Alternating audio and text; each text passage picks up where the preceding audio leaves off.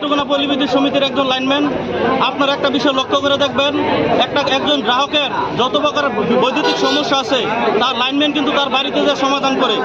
Lineman তার বাড়িতে যে কাজ সমাধান করতে গিয়ে গত 10-20 বছরে প্রায় 850-র মতো লাইনম্যান জীবন দিয়েছে, যার কোনো ক্ষতিপূরণ তারা পায় নাই।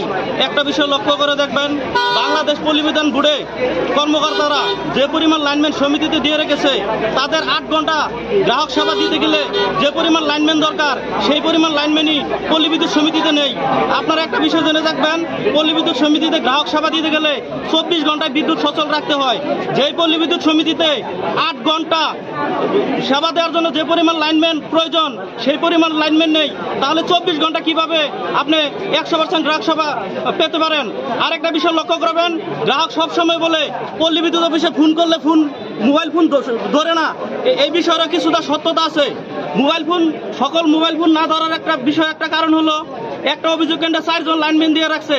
4 জন লাইনম্যান যদি গ্রাহক পন্থে কাজ করে, পুলে উঠে কাজ করে, ওই সময় যে পাবলিক ফোন ওই ফোনগুলো কিন্তু রিসিভ করতে পারে না। যেই 4 জন লাইনম্যান 8 ঘন্টা ডিউটি 16 ঘন্টা পরে বাড়িতে ফিরে রাতের বেলাও কিন্তু গ্রাহক ফোন দেয়, রাতের বেলায় কিন্তু গ্রাহকের অভিযোগ ফোনগুলো ধরার মতো কোনো লোক থাকে না। কারণ একটা মানুষ তার 24 ঘন্টা ডিউটি করতে পারে না।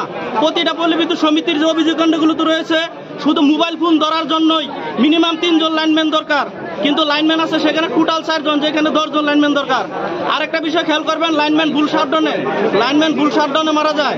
লাইনম্যান ভুল শাটডাউনে মারা যাওয়ার আরেকটা কারণ, যে আউটডোর সাব স্টেশনগুলো রয়েছে, এই আউটডোর সাব স্টেশনগুলোতে যে লাইনম্যান গ্রাহকের মোবাইল ফোন রিসিভ করে, যে লাইনম্যান গ্রাহকের অভিযোগ রিসিভ করে, ওই লাইনম্যানই আবার কর্মকর্তাদের বা কর্মচারীদের কাজ করার জন্য শাটডাউন প্রদান করতে হয়।